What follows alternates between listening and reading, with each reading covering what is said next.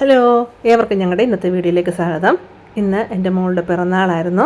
അപ്പോൾ അതിൻ്റെ കുറച്ച് വിശേഷങ്ങളും പിന്നെ നമ്മുടെ അടുത്തുള്ള അയ്യരുകുളങ്ങര ദേവീക്ഷേത്രത്തിലെ ദേവി ഭാഗവത നവാഹ യജ്ഞത്തിൻ്റെ വിശേഷങ്ങളുമാണ് ഇന്നത്തെ വീഡിയോയിൽ ഉൾപ്പെടുത്തിയിരിക്കുന്നത്. കാരണം നവരാത്രി ആരംഭിച്ചു. പ്രഥമം ശൈലപുത്രീതി, ഇന്ന് ദ്വിതീയം ബ്രഹ്മചാരിണി. ഇന്ന് രണ്ടാം ദിവസമാണ് നവരാത്രിയുടെ ദ്വിതീയ.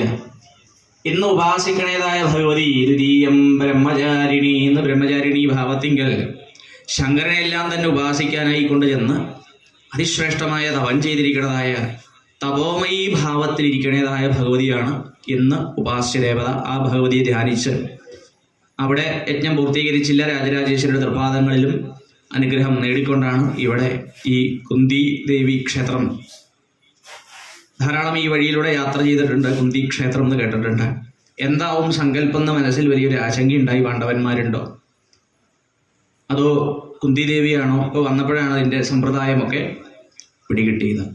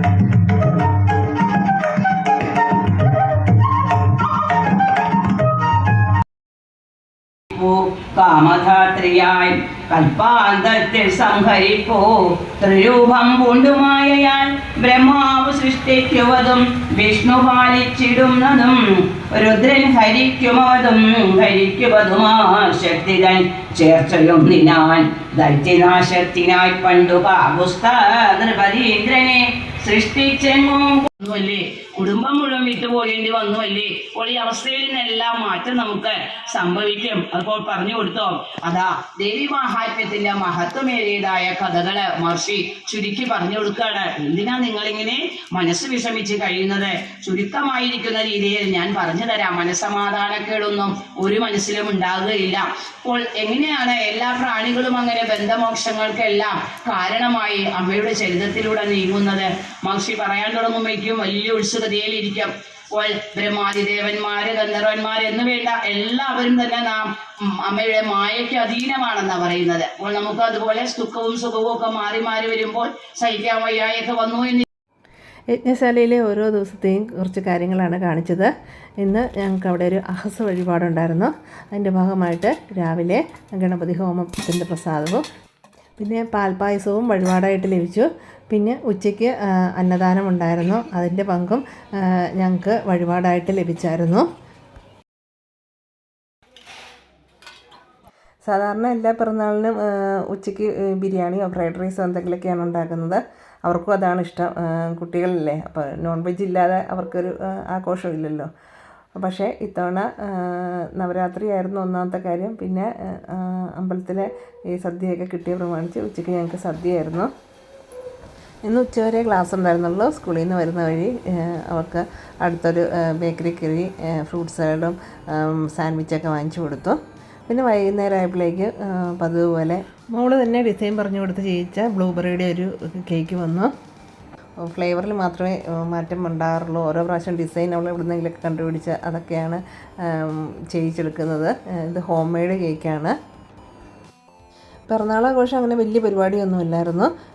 വീട്ടിൽ നിന്ന് ബിബിനേട്ടൻ്റെ അച്ഛനും അമ്മയും വന്നിട്ടുണ്ടായിരുന്നു. പിന്നെ നമ്മുടെ കൂടെ മമ്മിയുണ്ട്. പിന്നെ ഞങ്ങൾ മാത്രം, അത്രേ ഉണ്ടായിരുന്നുള്ളൂ ആളുകൾ. പിന്നെ നമ്മൾ കേക്കും പായസമൊക്കെ അപ്പുറത്തും ഇപ്പുറത്തൊക്കെ വീടുകളിലൊക്കെ കൊടുത്തു. അത്രേ ഉണ്ടായിരുന്നുള്ളൂ. അങ്ങനെ വൈകുന്നേരമാണ് കേക്ക് വന്നത്. അച്ഛനും അമ്മയും വൈകുന്നേരം വരുമെന്നാണ് പറഞ്ഞിരുന്നത്. അതുകൊണ്ട് വൈകുന്നേരത്തേക്ക് ഞങ്ങൾ കേക്കൊക്കെ സെറ്റാക്കിയിരുന്നു. അങ്ങനെ അവരെല്ലായിട്ട് കേക്കൊക്കെ മുറിക്കാൻ പോവുകയാണ്. കുറച്ച് ബലൂണൊക്കെ വാങ്ങിച്ചിരുന്നു, അതൊക്കെ ഞങ്ങളെല്ലാവരും കൂടെ വീർപ്പിച്ച് റെഡിയാക്കി സെറ്റ് ചെയ്ത് വെച്ചു.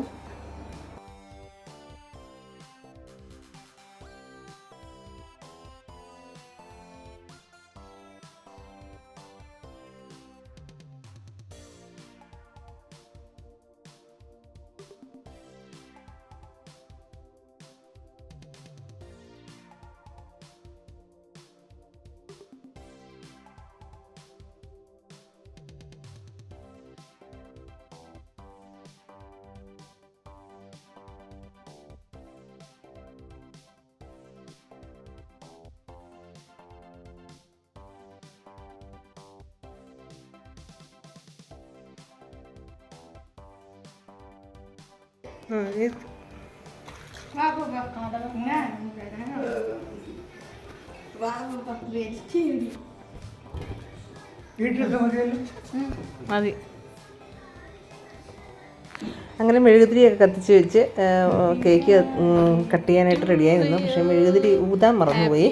അങ്ങനെ മെഴുകുതിരി ഊതാതെയാണ് കട്ട് ചെയ്യാൻ തുടങ്ങിയത്. അപ്പോഴേക്കും ബലൂൺ പൊട്ടി മെഴുകുതിരി തന്നെത്താൻ കെട്ടു.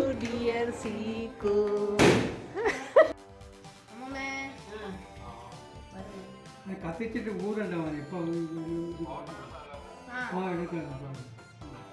അവളുടെ അച്ഛൻ നാട്ടിലില്ലാത്തതുകൊണ്ട് അച്ഛനെ വീഡിയോ കോൾ വിളിച്ച് അച്ഛൻ്റെ പ്രസൻസ് കൂടെ ഉണ്ടാക്കിയാണ് ഞങ്ങൾ കേക്ക് മുറിച്ചത്.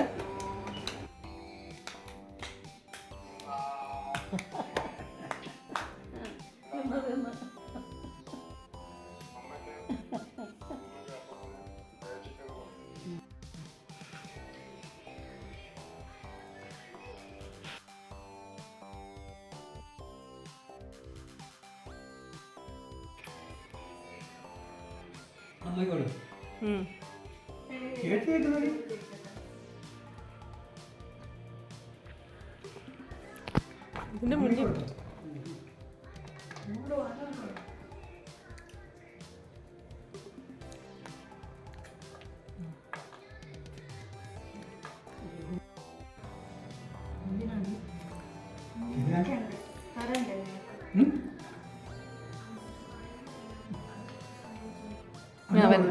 എനിക്ക് കിട്ടി.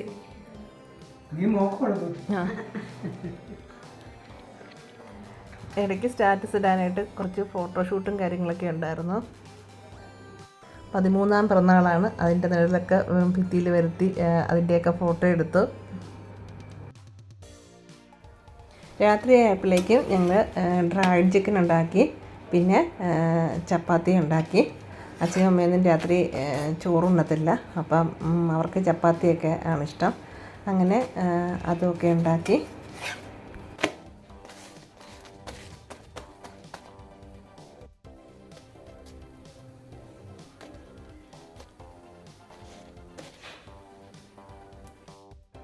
അങ്ങനെ എല്ലാവരും കൂടെ ഒന്നിച്ച് കഴിക്കാനിരുന്നു. ചപ്പാത്തി വേണ്ടവർക്ക് ചപ്പാത്തിയുണ്ട്, അല്ലാത്തവർക്ക് ഉച്ചക്കത്തെ സദ്യയുണ്ട്.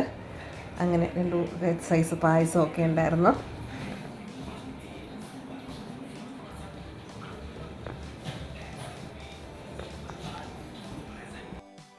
അപ്പോൾ ഇതൊക്കെയാണ് ഇന്നത്തെ വീഡിയോയിലെ വിശേഷങ്ങൾ. അടുത്ത വീഡിയോയിൽ മറ്റൊരു വിശേഷവുമായിട്ട് വരുന്നവരെ bye bye. Thanks for watching. കിട്ടി.